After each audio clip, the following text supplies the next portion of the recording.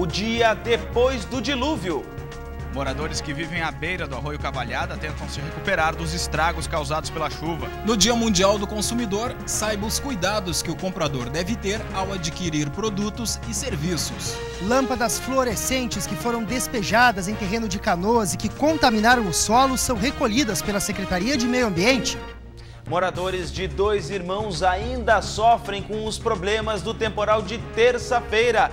E ainda a previsão do tempo, agora no Ubra Notícias.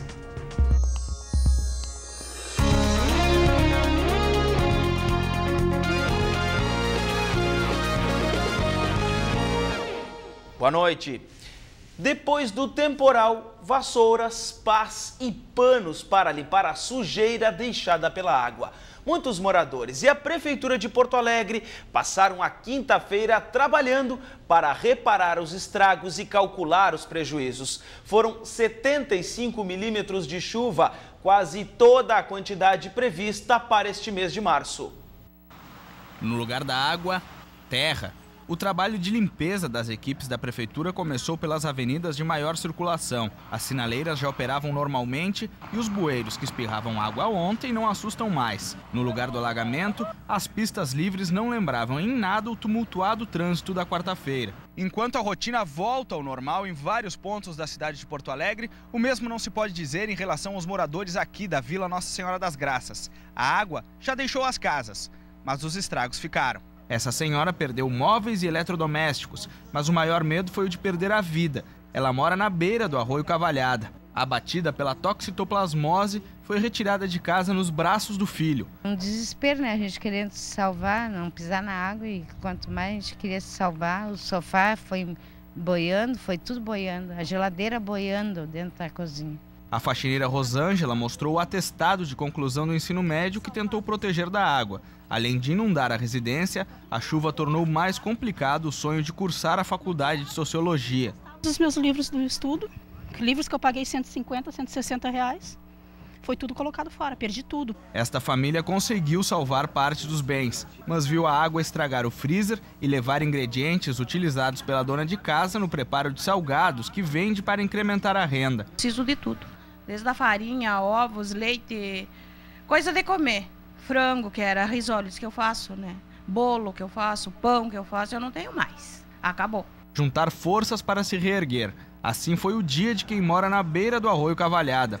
Realidade que se repete a cada temporal. Geralmente, quando dá essa chuvarada, eu já imagino, sabe? Que já não é a primeira vez, já é umas quantas vezes que dá. Então, quando deu aquela chuvarada, eu peguei, dei um tempo e já vim correndo, porque eu sei que ia entrar água aqui. O prefeito de Porto Alegre admitiu que novos investimentos em drenagem precisam ser realizados. Foi um dilúvio, foi a maior precipitação pluvial que nós tivemos na história de Porto Alegre durante o mês de março. Então, isso não impactou a cidade. Mas demonstrou ao mesmo tempo que temos que continuar fazendo investimentos em drenagem. A Prefeitura de Dois Irmãos ainda calcula os prejuízos do temporal na última terça-feira. 100 casas ficaram danificadas. A Defesa Civil deve distribuir 2.000 telhas aos moradores. O município ainda não decidiu se vai decretar situação de emergência. Pela manhã, o sol voltou a aparecer na região metropolitana. A frente fria que provocou o temporal de ontem já se deslocou em direção ao norte e o tempo volta a ficar seco. Veja nos mapas a previsão. A área de instabilidade já está sobre Santa Catarina. A chance de chuva apenas em Caxias do Sul, Cambará e Osório. Nas outras regiões, o sol predomina. Uma massa de ar frio e seco deixa as temperaturas mais baixas no início do dia. Durante a tarde, a máxima chega aos 27 graus em Pelotas e 23 em Osório. Na região metropolitana, faz mais calor. A máxima chega aos 29 em Canoas e São Leopoldo. O fim de semana começa sob a influência da massa de ar frio e seco, o que deixa as temperaturas mais baixas no início do dia. À tarde, chegam aos 30 graus. Hoje é o Dia Mundial dos Direitos do Consumidor. No Brasil, a legislação sobre o assunto tem mais de 20 anos. Entretanto, apenas 10% das pessoas lesadas exigem seus direitos. Lúcia foi atraída pela propaganda de uma operadora que oferecia planos vantajosos de telefonia fixa. Após adquirir os serviços, ela percebeu que nada daquilo que era divulgado foi oferecido. Para cancelar o contrato e mudar de operadora, ela levou 3 meses. A gente teve muita dificuldade de utilizar o serviço da secretária eletrônica, foi muito demorado, a gente fica de pendurado muito tempo na linha, não está funcionando aquela questão de ter um limite de tempo para atendimento, o atendimento é realmente demorado. Depois, assim, a própria empresa que a gente utilizava o serviço queria que a gente admitisse algum problema para ter um motivo de cancelamento. Então, ficava ligando para casa toda hora, perguntando por que nós queríamos cancelar, e a gente informou, olha, nós queremos cancelar porque vocês fazem uma propaganda que tem um serviço aqui nessa região de internet banda larga, que o serviço é maravilhoso e coisa e tal, e nós não temos esse serviço aqui. Mesmo tendo suspenso o plano, Lúcia continuou recebendo contas da operadora.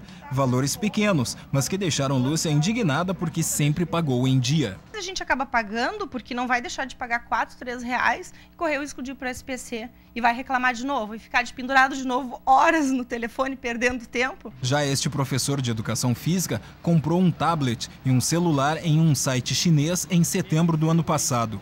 As mercadorias importadas demoraram 60 dias para chegar. E pior, os aparelhos não funcionaram.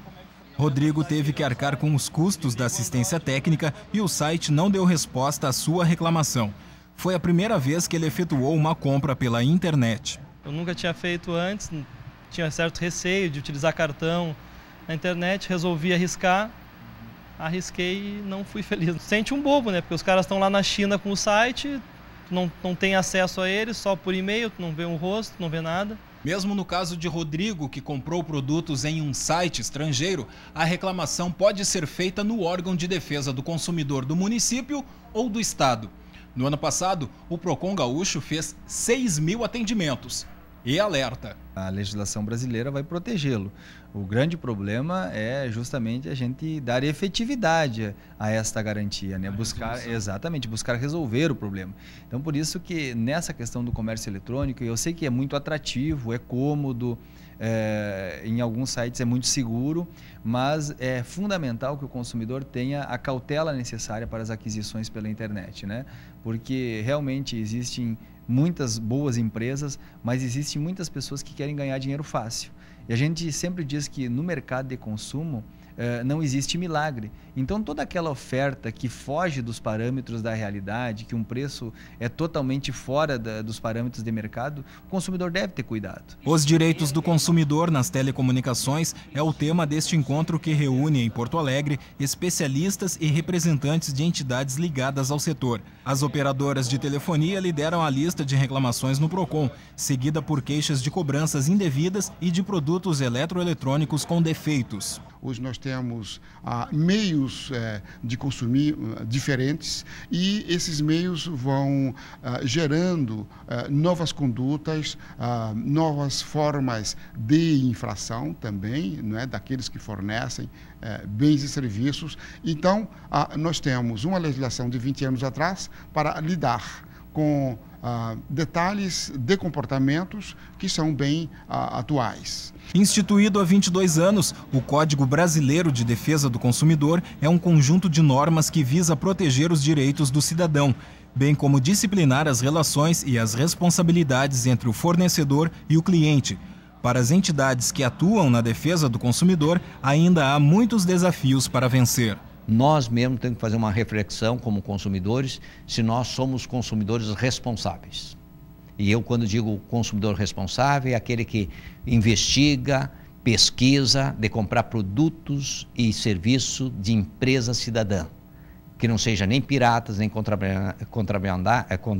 de contrabando e que não agride e polui o meio ambiente. E que não haja também na construção desse produto e serviço discriminação de pessoas ou exploração de pessoas. O governo do estado enviou à Central de Compras mais 19 editais de licitação para novas concessões de estações rodoviárias. Até agora são 57 processos encaminhados. Outros 280 devem ser enviados até o fim do mês. O processo licitatório foi um dos apontamentos da Força-Tarefa no DAER.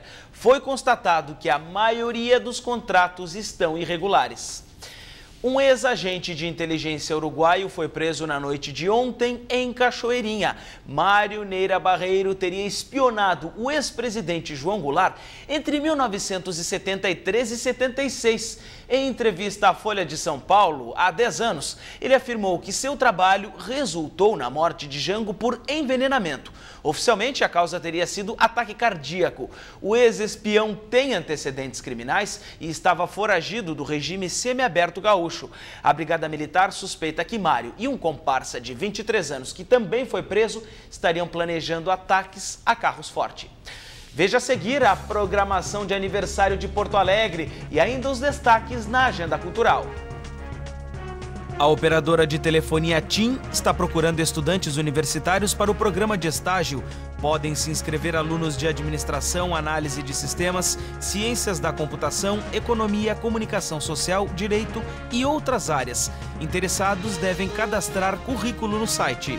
O Hospital de Pronto-Socorro de Porto Alegre promove um curso básico de primeiros socorros. São 50 vagas. Interessados devem comparecer na direção científica do hospital.